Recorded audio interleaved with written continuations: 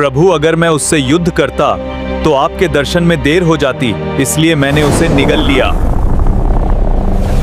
जरा सोचिए, भगवान का सबसे शक्तिशाली अस्त्र और कोई उसे निगल जाए। यही हुआ था द्वारका में जब हनुमान जी ने सबका घमंड तोड़ दिया। द्वारका में उस समय तीनों ओर अहंकार का माहौल था। गरुड़ को अपनी गति पर गर्व था, सुदर्शन चक्र को अपनी अपार शक्ति पर और सत्यभामा को अपने अद्वितीय सौंदर्य पर। एक दिन गरुड़ ने श्री कृष्ण से पूछा, प्रभु, क्या इस संसार में मुझसे तेज उड़ने वाला कोई है? भगवान बस मुस्कुराए, कुछ नहीं बोले। सुदर्शन चक्र ने भी गर्व से पूछा, क्या मेरी शक्ति से बढ़कर कोई अस्त्र है? श्री कृष्ण फिर मौन रहे। उधर सत्यभामा ने भी कहा, क्या इस युग में कोई मुझसे अधिक सुंदर हो सकता है क्या? माता सीता भी मुझसे सुंदर थीं। अब भगवान समझ गए, अहंकार अपनी सीमा पार कर चुका है। उन्होंने एक लीला रची। गरुड़ को हिमालय भेजा, जहां हनुमान जी तपस्या कर रहे थे। संदेश दिया गया कि द्वारका में श्री राम और माता सीता उनका इंतजार कर रहे हैं। सुदर्शन चक्र को आदेश मिला कि द्वार पर पहरा दे और किसी को अंदर न आने दे, और सत्यभामा को महारानी की तरह सजकर बैठने को कहा गया। गरुड़ गर्व से हिमालय पहुंचा, लेकिन जैसे ही उसने हनुमान जी को संदेश सुनाना शुरू किया,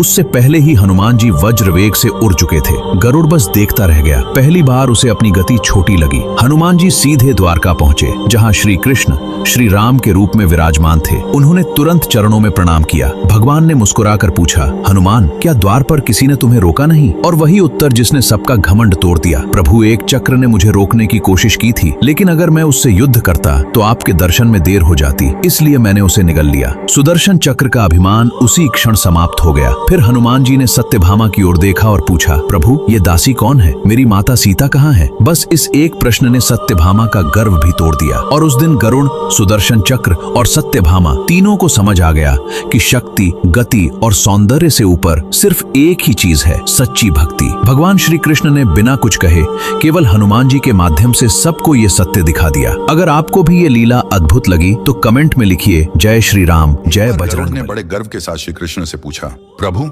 क्या इस संसार में मुझसे भी तेज गति से उड़ने वाला कोई जीव है? भगवान श्री कृष्ण कुछ नहीं बोले, बस एक रहस्यमयी मुस्कान के साथ वहां से चले गए। यह देखकर सुदर्शन चक्र ने भी गर्व से पूछा, इस सृष्टि में क्या मेरी शक्ति से बढ़कर कोई और अस्त्र है? श्री कृष्ण फिर वही मौन और मुस्कान देकर वहां से चले गए। यह सब सुनकर सत्यभामा ने कहा, त्रेता युग में आपकी पत्नी सीता से भी क्या मैं अधिक सुंदर नहीं हूँ? इस युग में मेरे सौंदर्य की बराबरी कौन कर सकता है? तब श्री कृष्ण ने मन ही मन सोचा कि इनके अहंकार को तोड़ना। उन्होंने गरुड़ को बुलाकर कहा, हिमालय की गुफाओं में एक महान वानर तपस्या कर रहा है, वहां जाकर उससे कहो कि द्वारका में उसके लिए सीता और राम प्रतीक्षा कर रहे हैं। फिर सुदर्शन चक्र से कहा, द्वार पर पहरा दो, चाहे कितना भी महान व्यक्ति आए उसे अंदर मत आने देना। और सत्यभामा से कहा, तुम महारानी की तरह सज कर आओ। गरुड़ हिमालय पहुंचा और हनुमान से श्री कृष्ण का संदेश गर्व से सुनाने लगा। लेकिन बात पूरी होने से पहले ही हनुमान गरुड़ से 1000 गुना तेजी से उड़कर निकल गए। यह देखकर गरुड़ आश्चर्यचकित रह गया। हनुमान द्वारका पहुंचे और राम रूप में बैठे श्री कृष्ण के सामने प्रणाम किया। श्री कृष्ण ने पूछा,